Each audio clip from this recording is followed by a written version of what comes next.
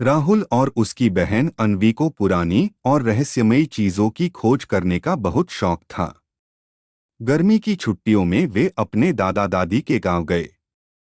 गांव के बाहर एक वीरान हवेली थी, जिसके बारे में लोगों का कहना था कि वहां कुछ अजीब घटनाएं होती हैं।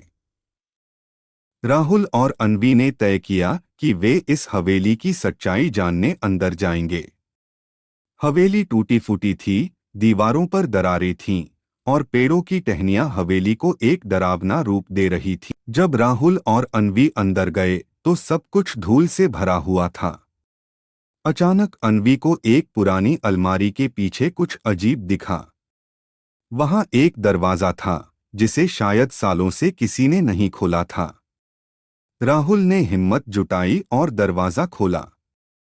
जैसे ही दरवाजा खुला, एक ठंडी हवा का झोंका आया और एक लंबी सीढ़ी नीचे जाती दिखी।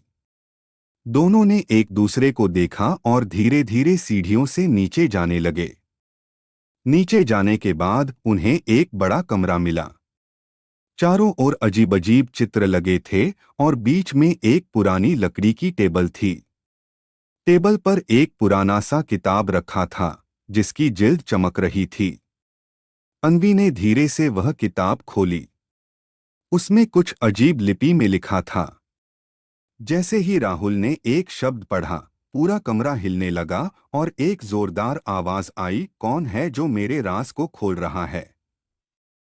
राहुल और अन्वी घबरा गए। दीवारों पर लगे चित्रों में अचानक हलचल होने लगी। तभी उनके सामने एक साया प्रकट हुआ, जो एक बूढ़े आदमी का था। यह किताब मेरे पूर्वजों की अमानत है। इसे छूने की सजा भारी होगी, वह गहरी आवाज में बोला। राहुल ने बहादुरी दिखाई और कहा, हम किसी को नुकसान पहुंचाने नहीं आए हैं। हम सिर्फ जानना चाहते हैं कि इस हवेली का राज क्या है।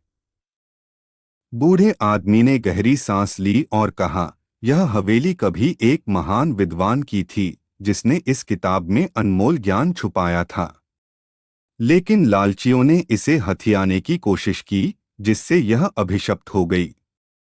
अब यह तब तक बंद रहेगी, जब तक कोई सच्चे दिल से इसे समझना नहीं चाहेगा। राहुल और अन्वी ने किताब को वापस रखा और कहा, हम इसे किसी को नहीं छूने देंगे। बूढ़े आदमी ने मुस्कुराते हुए कहा, अब तुम जा सकते हो, और याद रखना, ज्ञान हमेशा सही हाथों में ही सुरक्षित रहता है। जैसे ही वे बाहर निकले, हवेली के अंदर से एक हल्की रोशनी आई और फिर सब कुछ शांत हो गया। राहुल और अन्वी ने गांव में जाकर सबको बताया कि हवेली में कोई भूत नहीं था, बल्कि वहां एक पुराना रहस्य छिपा था।